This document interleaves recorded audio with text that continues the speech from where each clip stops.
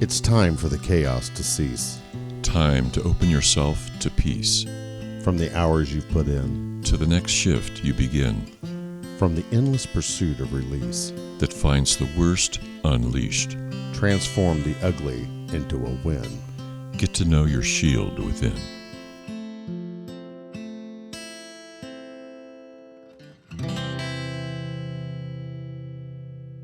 Welcome. Welcome to the Shield Within, episode 3. Mm-hmm. I'm one of your co-hosts. I'm Marc the Cop. I'm Dr. David. Not a real doctor. Not a real doctor, nor do I play one on TV. But did you sleep at a Holiday Inn last night? That's a bad joke. We need to quit talking about that. Welcome to the Shield Within. We appreciate you being here, and we really, really appreciate you dialing in or finding us on all major platforms. Look us up on Spotify, Apple Podcasts, and wherever else you may find your podcasts at. We're going to be expanding here. Great. Hopefully iHeartRadio before long. Sounds we're good. going to be reaching out to Pandora and getting on there as well. Great. So if you're on social media, look us up on Facebook. We're at Facebook.com/The Shield Within, or you can go to our website, www.theshieldwithin.com.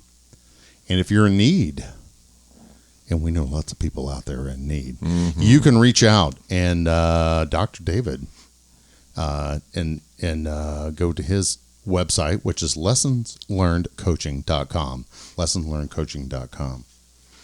And you can solicit your services. Your 40 years, your vast 40 years of working with, I don't want to say the mentally ill, but I was one of your clients. So when you got Marc the Cop online, woo, kind of the crazy stuff you can get into. So what's going on this week? How's things going with you? Things are going good. I started with a new client family from Auglaize County last week. Oh, great. So you do family work. Yes, things have turned out that there are certain families where there's just a lot going on, and you start in one place and one part of the family, whether it's like the mom or the mom and the daughter, just a kind of specific component of the family says, hey, we need some assistance. And so it turns into that gets taken care of. Well, there's this other thing. There's this other thing. So instead of like isolating it to just one person, anything that comes on, I just tell the whoever, we schedule a time, and then whoever shows up on the other end of the phone or the camera, that'll be just fine. I don't need to know who it is or what we're going to talk about that day. Just use me the way that the family needs to use me, and I'm available. It's a lot of fun. You just do phone or like Zoom meetings. You Right. don't do any in-house. You don't have an office or anything like that. Shelby County Board of DD has been very gracious and generous. They've let me use office space on a few occasions when I've needed it. Oh, great. And it's up in Sydney, and so some of my folks from Auglaize County and Shelby County have met me on a couple of occasions there face to face.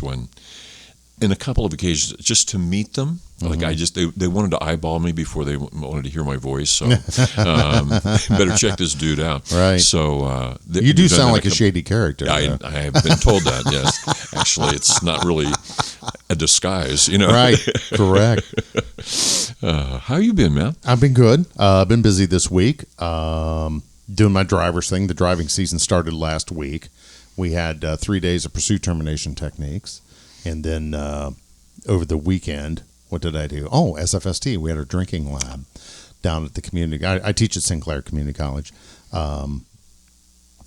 as an adjunct there for the police academy.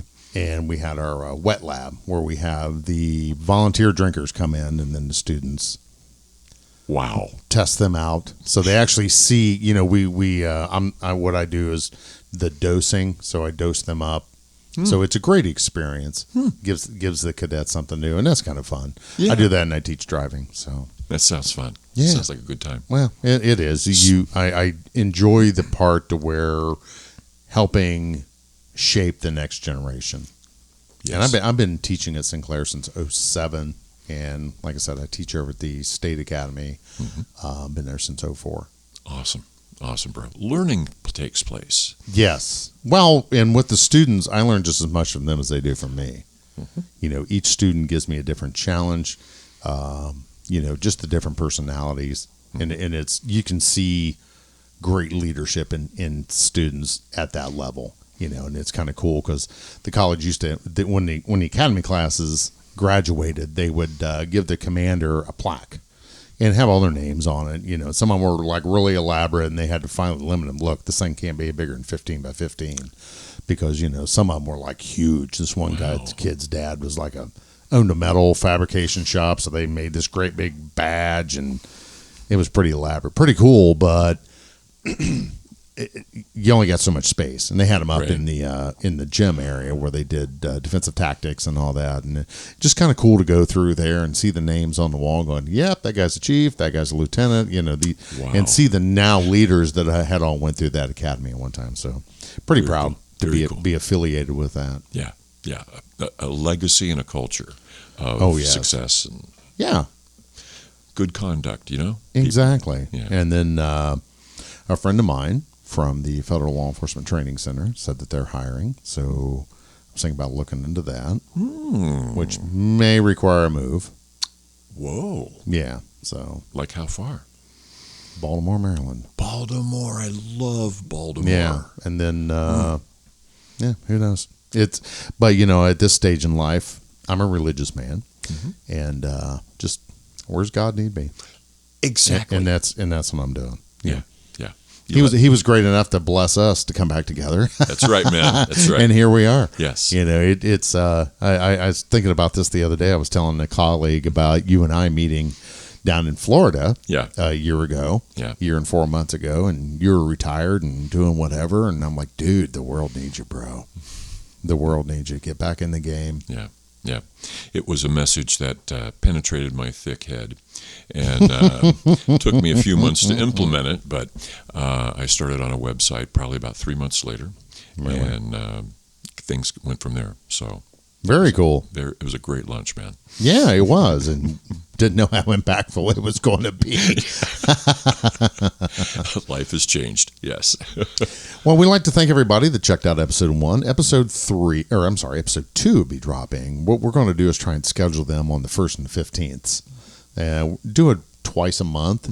Is that bi-monthly? Is that right? Is that the right vernacular? Sounds good. Twice a month, I think, is enough. But that way, because we're busy, you're busy, and we don't like to go too long in the tooth with our show. Right. We like to stay under an hour. Yeah. But we appreciate you listening. So let's get the shields up. All right, bro. Well, I've been thinking a lot about what happened after you walked up the stairs, turned right, and saw Father Time.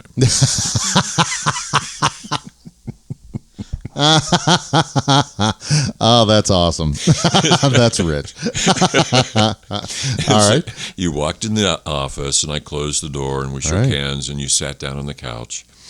And that was December the 2nd, 2010. Wow. And over the course of the next 3 weeks, now typically I schedule, just for general information, my practice, I generally schedule people once every 2 weeks, kind of what I call a standing appointment. Right. Same day of the week, same time of day. And obviously people's hours change and stuff happens, and you change that. But it kind of gives people a base to work from and kind of predict with their work schedules and stuff. I'm going to need to take this time off, that kind of deal. Because I didn't work evenings. So this was December the 2nd, 2010. And over the course of the next 3 weeks, instead of every 2 weeks, we got 4 sessions in before Christmas. Yes, we did. We went once a week, didn't we? Once a week, and even had an extra in there, too. Yeah, we did. So during that time, and maybe a little bit like a few months after Christmas into the 2011, your initial half dozen sessions or so, do you remember, what was it? Were you comfortable? Did you feel like the relationship was developing in a good way for you? What was it like for you after that first half dozen sessions? A lot of people don't know this about me, but I'm an empath. I know everybody's like, what? What are you, some kind of goddamn witch doctor or what? But, and not realizing that side of spirituality. Mm-hmm. Okay. So when I came in, and I wasn't aware that I was when I first started seeing you, but the energy in the room of me coming in there and knowing you, feeling, we vibed.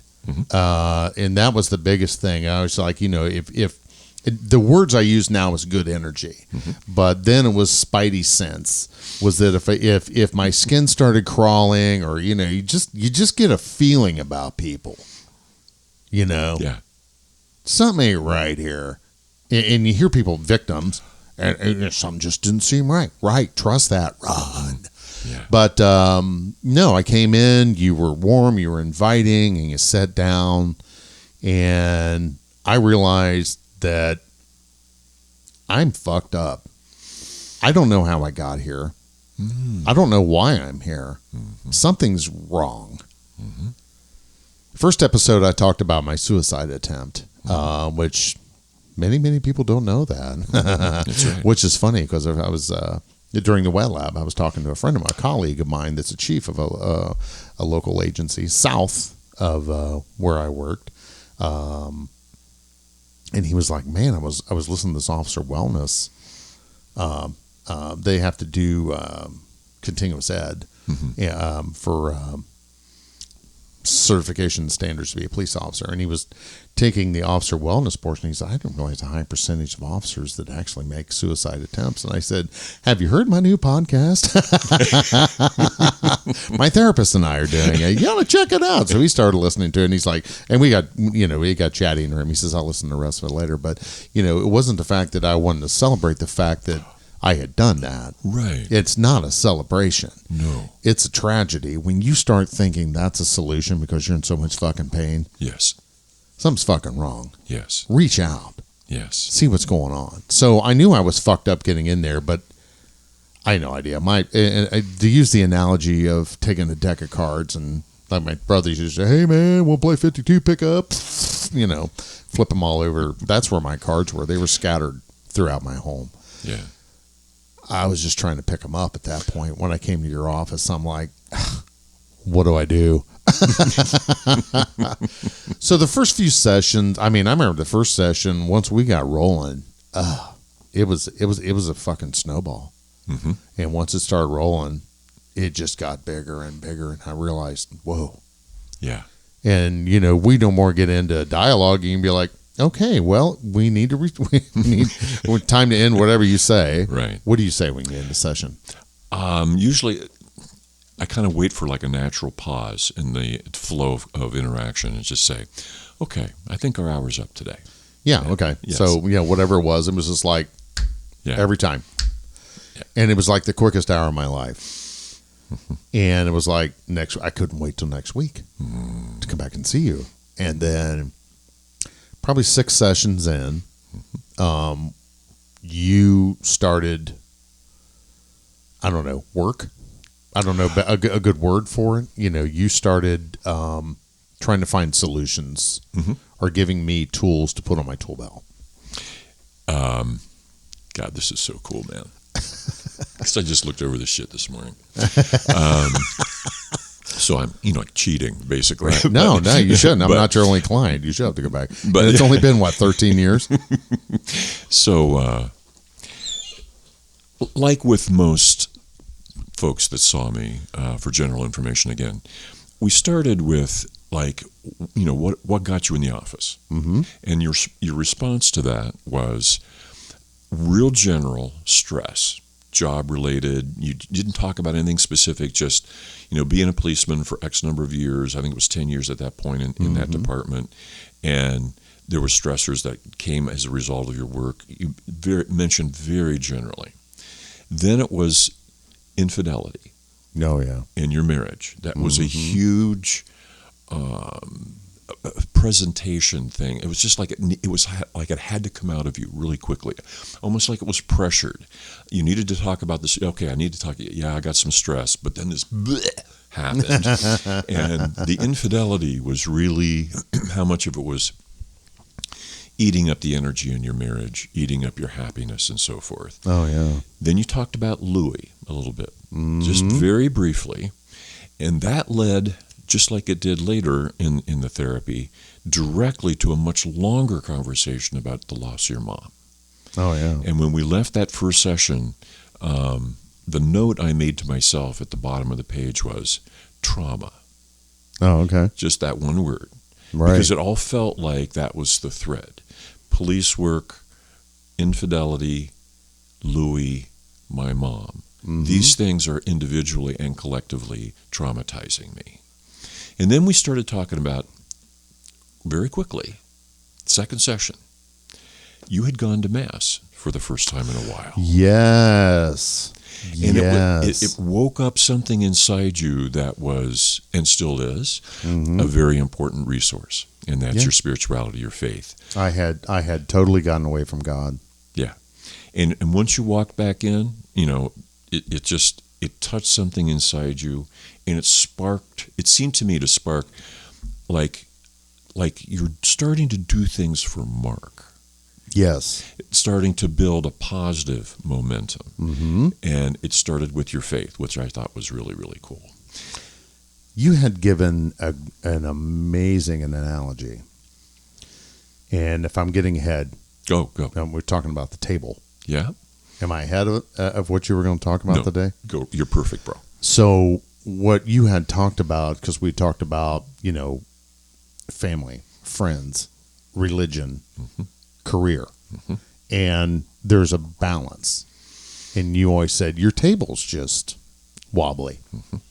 And you said, your table only has one leg down right now, Marc. He said, that's why you're falling. But you need two legs down. Mm-hmm. And that table isn't going to stand. You need a third. Once you get that third leg down, so if you got family, faith, and your friends, well, now your tabletop Yeah. can stand. Yes. And then once you balance that with a good career, now you got four good legs down, and you can carry about all the weight you need to carry. And that was so powerful to me in that analogy. And I've used that before, even in my leadership talks with my crew. Look, man, there's four of us here. We all have to carry the load. Three of us carry it, okay, but there's two of us here, we need to have another leg down. Yeah. But when we talked about my faith, and my faith got rocked, Susan would not go to RCIA, and that kind of devastated me. Why won't you join the church? Mm-hmm. Well, little did we know at the time, she had her thing going on, and she couldn't go into the church with good conscience because of what had happened. Right. So, I guess things that you have to learn a coping skill to be able to communicate with your spouse. Yes. And I didn't have a lot of that coping. Mm-hmm. So, her and I, in 2010, her and I had gotten back together. There had been two affairs for me at that point, and neither one of them were resolved. Mm-hmm. And you also gave another great way of what do I want to say? Resolve. Mm-hmm. Is that right? Mm-hmm. So write everything. You called it the cauldron. Yes. Yeah. Exactly. That was the word we used. Yeah, it was. Yeah.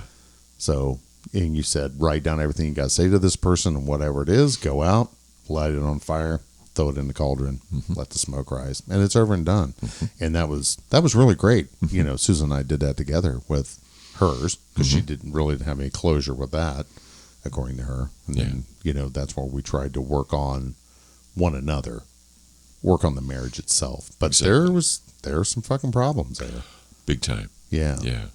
It was so much like, again, the way I approach things, and I think a lot of counseling is like this, is you walk in the door, regardless of your presenting problem, like whether you're a fireman, whatever, and you get to know the person first. You get to know the therapist. There's this, like you said, vibe that gets established. A relationship gets, a comfort level all gets established. Mm-hmm. And then there's kind of a focus on what's messing you up the most right now. Right. A focus on the present. Very like, what's the most compelling and urgent thing that we have to really chew on. Exactly. And then, to me, right, that what goes with that is what are the resources we're going to use, and that's where that faith, family, friends, and favorite activities comes in. There we go. And you talked about playing bass.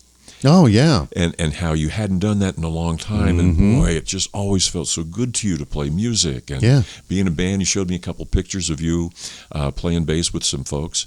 And then you talked about exercise and about health and how you really need to do something. Like PX90 was something you were doing at the time. Yes. And how much, more self-care. You started out with faith. You taught me about the bass. You taught me about these things that mattered to you, that music, boy, big deal for us both. Another thing that was a common ground thing still is, as you have mentioned before. Oh, yeah. Oh, my God. We could spend way more hours than one just on music. Oh, absolutely. Yeah. Take a hard rock from 80 to 85. That would take care of the next 4 hours, I think. Oh, yeah. So, whatever. We just had such a great comfort level and such a great degree of common ground. Yeah. And doing this thing where we were focusing on the present, what was fucking you up most this time, against this background of like where you grew up, your relationship with your family members, your physical health, your school. We talked about school, how much post-high school you'd done. We talked about just pretty much every life area. Right. And it took a number of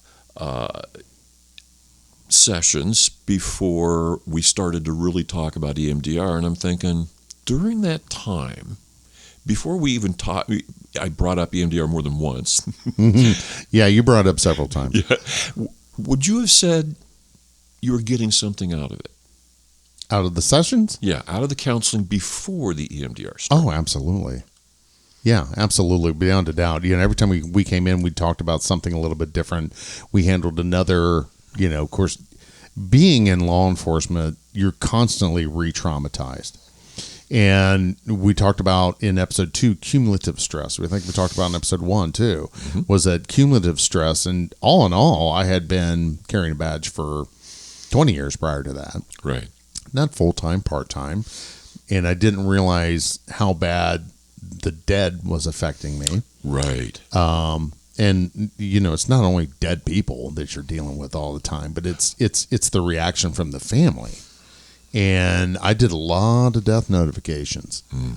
Just the fact that nobody else wanted to do it, so I did it. And at a certain point, I took pride in it, meaning I'm glad I'm doing it, not that fucking asshole, because that guy would be a fucking dick, and these people deserve better than that. So it's not. I just wanted to be sure that they were comforted, with the best that they had. But I didn't realize how bad it was affecting me, and realizing that I'm a bit of an empath, that how much sadness I was absorbing. And my biggest mistake was, I became an isolationist when I was at home. If I was having a bad day, I just went upstairs and was by myself. Yeah. I didn't talk to anyone about it. Yeah. Other than other cops. Of course, other cops, oh, you pussy, what's wrong with you, man? Yeah. Cops are the worst to one another. They really are. They can be so bad. They can be the greatest people in the fucking world. I'll tell you what, I got a lot of great colleagues. I'm very blessed right now to still be relevant. Coming up almost on a year. I've been retired. But there's also an element. A good friend of mine, and we talk about him on the It List podcast. So I'm also on the It List podcast. So we'll talk about that at the end. But Timmy D, my good friend Tim, he was kind of inspirational to me getting involved in law enforcement. But he had said right before he had retired, was like, dude, the Brotherhood's dead, dude. Fucking Brotherhood's dead. Everyone's out for themselves. No one's got your back anymore. There's a couple of buddies you can rely on, but other than that, I think that's a good friend of mine that works for the. I was an FOP rep, and my state rep said 50% of the departments out there have a good support admin. That's the good news. The bad news is the other 50%. And it's that other 50% that don't have your back. That's right. And when you're an officer and you're hurting and you're in that department, then you got problems. That's right. And you got bigger problems. That's right. You know, you had problems before, but now it's going to be amplified times 10. And complicated. Oh, yeah. I mean, you're already on alert all the time. Yes. Now you're Yes. watching all 360 degrees, not for the E. Yes. Well, right. There's just no angle that's really secure. Yeah. And that's what I was saying. I think a lot of cops' relationships with spouses, if they're married to a nurse or a teacher, those seem to work out the best. Mm-hmm. Very rare, not that they don't succeed, but very rare do you have two cops in the same household that's successful, because you got two type A personalities and they tend to clash. Yeah. But, you know, my wife is very strong-willed, very opinionated, which, you know, worked out great. But then it became, how do I say it? Not that she did anything wrong. I just didn't rely on her. She wasn't a resource for me. Like you said, you isolated. You Yeah, went I did. inside and you relied on internal resources, which were deteriorating and stressed beyond your imagination. I wasn't aware what I was getting into. Yeah, exactly. At any point in the counseling before the EMDR, did you talk to Susan about about being in counseling? And I know you did the cauldron thing. Mm-hmm. Did you share what was going on, how it was affecting you, what it was doing to you, that kind of thing? Yeah, I did. We talked about the sessions. I didn't get really deep into it because that's my shit. Very good. It's not your shit. It's my shit. Right. And if I wanted to deal with it, you know, the problem with her and I, because of the problems early on in the relationship, and we'll just throw it out there, we're separated now. Mm-hmm. My joke is, man, we start getting along better when we slept in separate beds. Mine's here. Mine's in Ohio. Ours is in Florida. Right. But, you know, I was seeing someone else. And in my mind, like today, I'm going to jump forward and go back. But, you know, as of today, right now, when we're talking, her and I are still separated. And that occurred again 4 years ago. But we're still married, Mm-hmm. but we're not together. Mm-hmm. Does that make sense? Right. Okay. Yeah. And for everyone out there listening. You're estranged. Yeah. Yes. Yeah, there we go. So, yeah, I did talk to her about it, but in our work, I realized that in my work with you, Mm-hmm. that we're going to need to do a little couples work. It's going to happen. Yeah. So, Yeah. Did you share with your children? not much. Anybody at work? Fuck no. Any colleague? Or like Brian? Oh, Brian, absolutely. Brian, you did? Yeah. Okay. Yeah, you got to be a silver dollar in my pocket before I share shit like that. Gotcha. The people at work were not trustworthy. I had people that I trusted. Yeah. They were quarters. They weren't silver dollars. Gotcha. They didn't earn that. And you have to earn trust. Trust should never be given. Trust should only be earned. And it's like I said, when as soon as I found out that, you know, she had been having, and my mother died, Yeah. you know, she'd had that long-term affair, I was coming unfucking glued, and I confided in that dude. And the first fucking thing he did was run up the hallway and tell the sergeant. And that fucking guy was untrustworthy. You know, as soon as he told him, he's like, "Oh, I'll be your buddy," but then he turned right around and blah blah blah blah. You know, tells the whole fucking department. Literally knew within 12 hours. Oh, man. So as soon as he came back and he's like, "Hey, man, I went and talked to the boss," I said, "You should not have done that." Yeah. I went into total denial mode after that. Nope. I was upset, you know, just venting. He took it out of context. I'm good. Yeah. But you remember everything. Oh, yeah. Absolutely. Yeah. In all that period before the EMDR, did you ever think about stopping? Stopping counseling? Mm-hmm. No, not at all. It wasn't an option. Was not an option. No, not with, and again, when taking your own life is the conclusion, or that, I don't want to say it becomes an option, but it starts sounding pretty fucking good. Yes. Something's fucking horribly wrong. Right. You know, when you get to that point, fuck it, I'm just going to end this. Put everyone out of their misery. What people don't realize with suicide is that it not only affects everyone for a long time. Mm-hmm. You know, and to be honest with you, it wasn't my first time I thought of that. It happened again, and we'll get to that in later episodes with the trauma. I mean, the absolute fucking nightmare that I've lived through, which is what spawned this show, Right, and the book I'm writing. yeah. It's just unfucking believable. You know, and I was told the other, oh, well, you know, he brought that on himself with the latest thing that went on. And no, I didn't. And no, this was a fucking pure fantasy.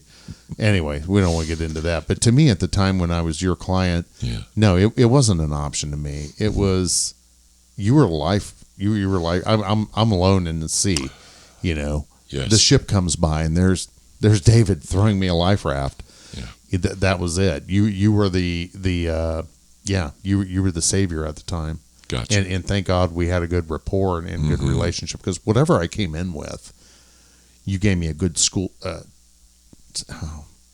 a good solution to walk out the door with. You gave me a good set of tools. Yeah. So I started picking the cards up. We didn't have them all on the deck yet. Right. But I was picking the cards up and I was feeling better. Yeah. That's a beautiful description. Yeah. And that to me is like something I want, you know, any EMS, ER nurse, whatever, to understand that you're going to walk in the door and you're going to teach your therapist about you. Yeah. You're going to teach your therapist about what you've got going on right now. Mm-hmm. And you're going to teach your therapist about how you got here, which is a whole lot of variables all added up. Oh, yeah, so it's this definitely. balance between what's going on right now and the necessity of moving forward with it and sticking to it and persisting and being determined that I am not going to continue feeling like this. Yeah, this sucks. I was sucks. tired of not sleeping. Yeah. I was tired of having just a horrible fucking diet. You know, I was at the time, I think I was maybe getting 4 good hours a day sleep.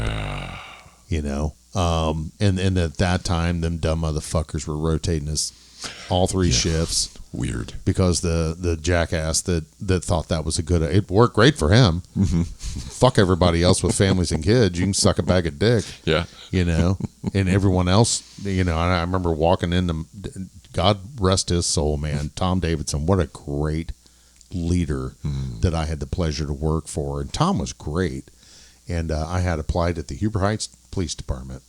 And I'd always wished I would have went there, you know, but as things worked out, I stayed where I was. But I told Tom, I said, hey, man, I just got back from Huber. Oh, yeah, what's good down there? I said, turn in my application. Shut the door. Why? You're a great officer. I don't want to lose you. Well, what are you going to Huber for? I said, bro, I can't do this schedule anymore, man. It's been 2 years. It's fucking killing me. And it's killing my family. You know, I can't do. I said, when you guys had that fucked up schedule, because they used to switch every week. Weird. Yeah. What? Who does that? Yeah, I know. No one. And everyone at the department was, I mean, it's a small department, dude, including the chief. It's 20 people. And I knew 13 people that were looking for a job. Man, it was killing all of you. Oh, yeah, everybody was fucking looking, you know. Yeah. But and we had a departmental meeting, and we're like, just do like everybody else does. Fucking seniority. I feel bad for you guys that are 5 to 8 years in because you're stuck on fucking mid-watch. I mean, you don't have a lot of movement, but, you know, things change. That's right. But anyhow. One more question. In that process of you teaching me about Marc and us establishing on the whole basis for what we were going to do with EMDR, how much emotion did that process provoke in you? How much? I had no emotion then, dude. I was totally shut the fuck down. I realized there was a problem, and God rest his soul, Bruce Brand. I was the coordinator for the Honor Guard for Miami County, and a great run. Worked with just wonderful people, dedicated, and we did all of our shit on our own time because the chiefs here are a bunch of fuckheads and won't pay us. Oh, you can wear our uniform. We'll let you go wear our uniform. Yeah, motherfucker, I'm representing you. And if you fucking guys would get outside Miami County, guess what? You would realize that everyone else fucking pays their people to go represent you. But these asshats here, they're so fucking close. The world doesn't exist beyond the borders of Miami County, in case you didn't know that. Oh, wow. Really? There's a big world out there, but these guys... Sorry, I am as bitter as yesterday's coffee. And it doesn't mean the current people that are here. Right. The current chiefs that are working. I'm talking about chiefs of Christmas past. Yes. Excluding Tom Davidson. Tom would have paid us. But anyway, I did it because it's the right thing to do. Right. I'm just going to be really controversial here and be really contradictory. But as time wore on, sorry, I lost my train of thought. We were talking about doing the honor guard. Right. We were doing Bruce Brand's funeral. Yeah. We did last call. Okay. And TAPS.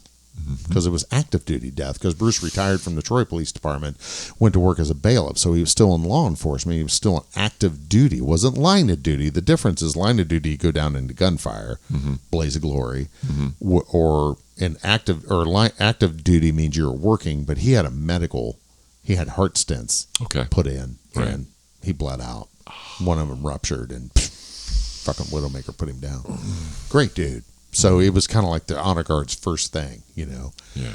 And they played TAPS on last call. Everyone around me's crying their fucking eyes out. I didn't feel a thing. I wanted to cry. I should be crying.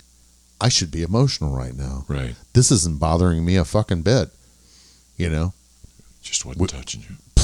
Not at all.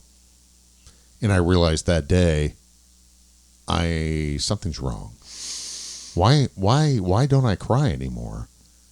Why, you see now today, since I've left and I've been through therapy, I boohoo like a fucking bitch. I watched the Leonard Skinner. Yes. If I Leave Here Tomorrow. Yeah. Have you seen it? No, I've not. Oh God, it's on Netflix. It's fucking awesome. Cool. Fucking awesome. Very well done. But at the end of it is one of their live shows when the whole band's there. It was before the airplane crash. Yeah. And they're just fucking rocking out, man. And that was the last time anyone's seen them like that. Because, it's showing, Ronnie Van Zant gives the date of death. And, it shows all the people all the way across the stage and the singers that died that day. And, just different ones up till when the documentary was done, how many of the band was dead. And I got fucking emotional, dude. Yeah. I sat there on my couch and began sobbing. Yes. Because I love the band. Yes. I love Leonard Skinner. Yeah. But it's like, you and I remember the plane crash. Yes. But like we talked about on the IT list, they don't remember. Because I remember when that plane crashed. We're all like, what the fuck are we going to do? So to put that in contrast, I go from watching a musical documentary and boohooing like a bitch to then nothing. Just nothing. Nothing affected me. Did that same truth apply to anger? Was anger also out of touch for you? Oh, fuck no. Anger came on like a fucking freight train, dude. Yeah, negative feelings. Police departments are very negative. Police departments are and it's in the book, The 4 Agreements, that you recommended, which I highly recommend reading. Get on Amazon and get the 4 Agreements. It's Toltec Book of Wisdom by Ruiz. Don Miguel Ruiz. Yeah, Don Miguel Ruiz. Great, wonderful book. And the first chapter talks about be impeccable with your word. Mm-hmm. Don't gossip. Gossip is poison. Mm-hmm. Police departments gossip like you wouldn't fucking believe. And I talked about that in an earlier episode, how catty they tend to be. Yeah. But, the anger would come on. How about fear? You always get into, you get into fear, but you learn to work through it. So fear gets put to the back. You feel fear. Yeah. You feel anger. And it comes out. Oh, yeah. Yeah. You feel fear, but that gets pushed away. Mm-hmm. and you don't feel sadness at all. No. Happiness? In limited quantities. And that's where the infidelity would take over. Wasn't that I'm a whore, because I don't consider myself a whore. Mm-hmm. You know, I'm in my last session with Molly Hall, not the last, one time before. We talked about some addiction. Mm-hmm. And because of my inability to fix things in my current status in life, I thought I had addiction. And you and I had a couple talks about addiction. Right. You know, what do cops do when their stress bucket gets full? Yeah. Do you drink? Mm-hmm. I know cops that kill a fucking 12-pack of beer every night.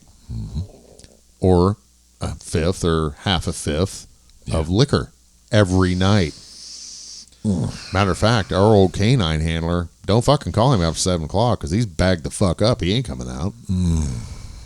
Yeah, same thing. He's home drinking his fucking face off because he's self-medicating. Some cops gamble. Yeah. Some cops do drugs. Yeah. Some cops smoke weed. Yeah. Doesn't mean they're bad. No. What it does mean is that you have an integrity issue and you have unresolved trauma in your life and you're not dealing with it. Some cops like me fuck around. That's when life gets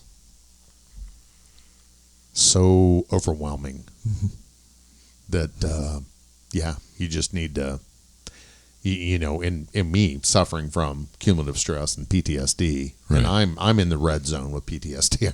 Sadly, I got the documentation to prove it. You look for any relief. Right. And if happiness, the only kind of happiness you could get was in a small pocket, You take it. you take it. Yeah. Exactly. Yeah. So in the realm of happiness, I mean, I was happy when my kids won their ball games. Yeah. But it wasn't joy. I know what happiness and joy is now. Mm-hmm. I thought I knew what it was post or pre-police career. Right. But, you know, like with my major traumatic event, when I about got me and my crew killed, this was after we were seeing one another professionally. I thought to myself, if I got shot and killed that day, would I have died happy? But we're getting ahead of ourselves. No, bro. I want the answer. What'd you say? The answer at the time was no. Yeah. I thought no. But hindsight being 2020, I'm really struggling with that now. Mm-hmm. Because I made a lot of life changes to try and find happiness, and I wasn't. I'm 2 weeks ago I went to church, took my aunt, and last weekend was the anniversary of my cousin's passing. My cousin Joshua has Down syndrome, and he was almost 40 when he finally died. Okay. And my poor aunt, she lost my cousin Jim to cancer, her oldest son. Her middle kid is my cousin Chris, who's a bigger empath than I am.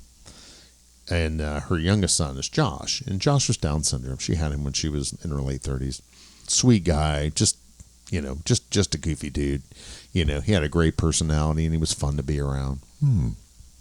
But she had lost her faith. And so I'd say, hey, we go to family breakfast. I said, we're going to go to breakfast and I'm going to 11 o'clock mass. Do you want to go? I thought she'd been going to church and I didn't know she hadn't been to church in a year. So the next Sunday we met at George's and then I took her to church with me. And that day at church, I prayed and I asked God to touch my heart, and he did. And basically, simple message. It's okay to be happy. Yes. Do what you got to do, Mark, to be happy. Don't worry about what your kids are thinking, what others want you to do. You make yourself happy. And that's I think that's kind of the metaphor for this podcast is exactly the shield within. It's time for me to get my shield out, and it's time for me to take care of me. Exactly. To develop and get home, make a home. Yeah. In that shield within. Yes. How's our time? Wow. Look at that. Yeah, we'll go a little longer. Okay. We're at 44 minutes. Okay, cool. Now, the session before we did EMDR, actually 2 sessions before, and then this might be a good place to finish up here.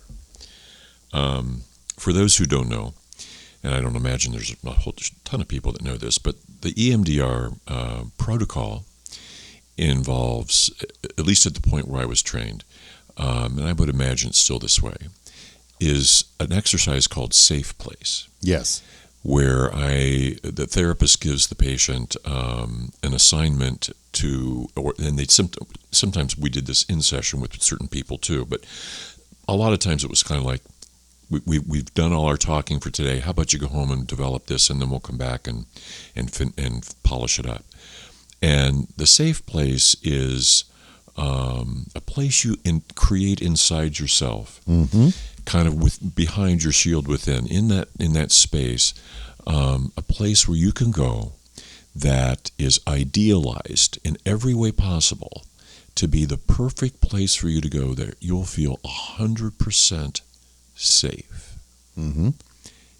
Do you remember what you came up with? Yeah, my bedroom. Yes, indeed. Yeah, I was Absolutely. on the 3rd floor of the house we lived in at the time. Yeah, exactly. Yeah, because that was my safe place. Because whenever I was having a bad day, I had the TV and everything up there. I was just totally self-contained, and it was so quiet, and I could see the best sunsets in the world out the window. So yeah, that was my safe space. Bad thing about it, that was also going to be my last place. That's where I had my suicide attempt. Gotcha. My first one. Yeah. And that makes so much sense to me in this weird kind of way. Where would you go? Where nobody else is going to disturb you. Mm-hmm. Where nobody else is going to get in the way. Mm-hmm. You can focus totally on yourself. Yeah. And go that direction. Nah. Let's do something a bit that leads someplace with more light. Yeah. More sunsets and more opportunity to be with yourself and nurture yourself. Oh yeah. Exactly. But first responders don't take care of themselves. No. They take care. We take care of ourselves last. Right. And there might be something we might want to change about that. Oh, yeah, absolutely. Yeah. Which is why we're here. Yeah. So, okay. Dude, we're good. We're good. Let's cut it off here. All right. Cool. Thank you, man. Do you have your outro? I do. I have it right here. All right. May your days and nights find you strong and safe. May you take your place as your family's face. As you do the shit that we won't do, as you embrace the risk you must go through. May you grow in strength and heal and find your heart, your soul, and your mind. You look at your life and grin. You have a home. It's the shield within.